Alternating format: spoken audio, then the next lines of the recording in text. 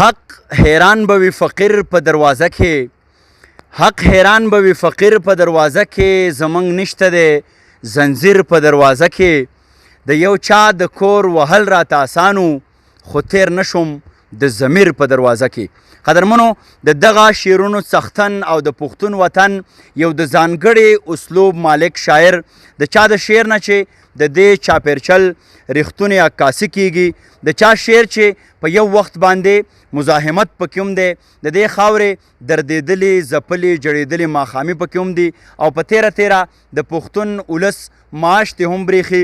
ډېر محترم درمان صاحب را سره ولاړ دی جاوید شاه درمان صاحب. نن په دغه ناڅاپي کې مې د کومراټ په ښکلاګانو کې ناڅاپي را ایثار کړی دی وایي چې په جیب کې را سره یو کلام هم نشته دی په ترخ جیب کې هم نشته دی په بل جیب کې هم نشته دی نو ما وی په مزغو کې خو به در سره کلامي او د ناڅاپي ښکلا هم دغه ده.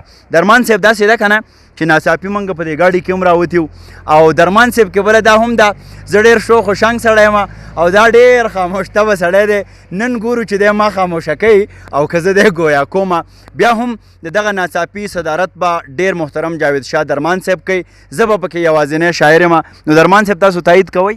جی بالکل صحیح ده.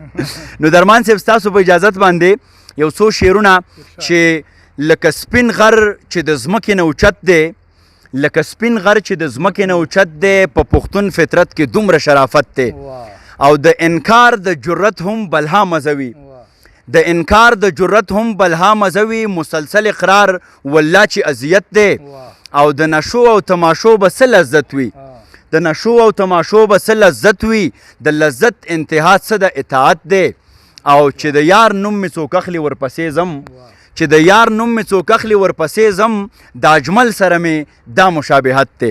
هم د دغه شعرونو سره ډېر محترم جاوید شاه درمان صاحب ته بلنه ورکومه د دوی یو دوه درې نور شعرونه راته رایادېږي زما ډېر زیات خوښ دي چې څه د کور او څه د یار ضرورتونه ما به خرڅ کړي په بازار ضرورتونه او د اسمان د فرښتو نه معتبر یم خو سړی کړي ګنهګار ضرورتونه او زه یریږم محبت به رانه هیر کړي د اتوار نه تر اتوار ضرورتونه.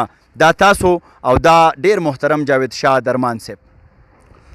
مننه افسره یاره او ټولو کتونکو ته زما له خوا نه سلامونه. شعرونه به ووایم چې د چا د لاسه په دې ښار کې چې قتلونه کیږي د چا د لاسه په دې ښار کې چې قتلونه کیږي د هغه خلکو په لمن باندې منځونه کیږي. واه واه د چا د لاسه په دې ښار کې چې قتلونه کیږي د هغه خلکو په لمن باندې منځونه کیږي.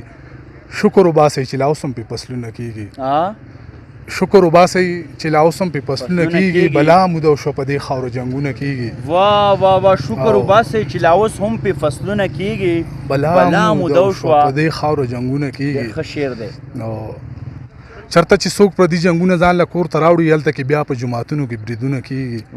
او غزل بل چې تاسو لږ وخت شئ د مارغانو چغار شته نشته تاسو لږ وخت شئ د مارغانو چغار شته نشته.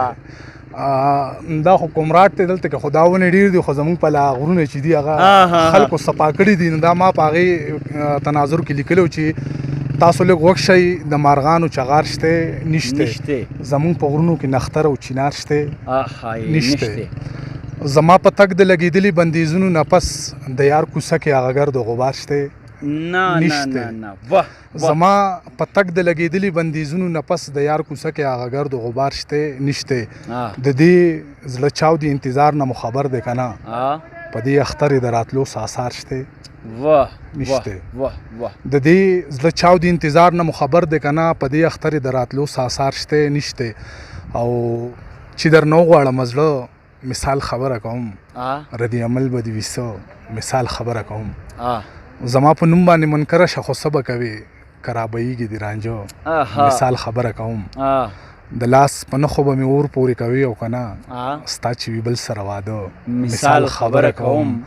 په موده پس راغلې په سترګو کې د سر اوړي مطلب شراب مطلب اوبه مثال خبره کوم. زما د درد به درته وشي اندازه درمانه چې زه شم ته او ته شې زه مثال خبره کوم. ماتم چې په لرګي کوي نو څنګه به کوي ماتم چې په لرګي کوي نو څنګه به کوي مرغۍ کو خودکشي کوي نو څنګه به کوي. واه واه واه د سترګو سمندر کې که خطره د ډوبېدو وي سړی که واپسي کوي نو څنګه به کوي. آی هاي د سترګو سمندر کې که خطره د ډوبېدو وي سړی که واپسي کوي نو څنګه به کوي. د ټول عمر یارۍ له زوادي به سړی وکړي که څوک یې عرضي کوي نو څنګه به کوي. واه واه واه ډېر ښه شعر دی. او دا ستا له خوا نه یار زما په لور راغلی کاڼي خاطر که د تندي کوي نو څنګه به کوي. آی هاي درمان صاحب ډېر ښه. په بره ملکنډ کې بې پښتو سړي ته وایه په بره ملکنډ کې بې پښتو سړي ته وایه درمان که بېننګي کوي نو څنګه به کوي. آی هاي درمان صاحب ډېره مننه. ډېره زیاته مننه کومه. خاموشي ټیک د صدقه ده خو غوبل پکار دی. ډېره موده پس د یار شپه د مس محفل پکار دی. جاوید شاه درمان صاحب په خپله خاموشۍ کې یو ډېر لړزېدونکی شور لري. دغه یوه خبره زما ډېره خوښه شوه چې زمونږ په ځای کې دا د سوابۍ دی په بنیادي توګه دا ونې لږې په کمېدو دي. خواست به مې دې ټولو پښتنو ته دا وي دا ونې بوټي کاڼي دا د قدرت غېږه دا زمونږ د چاپېرچل ښکلا ده.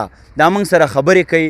د دې ساتنه د دې بیاوداني د دې آبادي دا زمونږ فرض دی. فرض دا وطن زمونږ دی دا به آباد ساتو د هرې زاویې نه که هغه سیلګري ده که هغه تعلیم دی که هغه صحت دی دا به موږ په خپل علم په خپل فکر باندې آبادو. د نن ناڅاپي د کمراټ د دغه یخو هواګانو نه د ښکلاګانو نه پای ته رسي. اجازت درنه غواړو.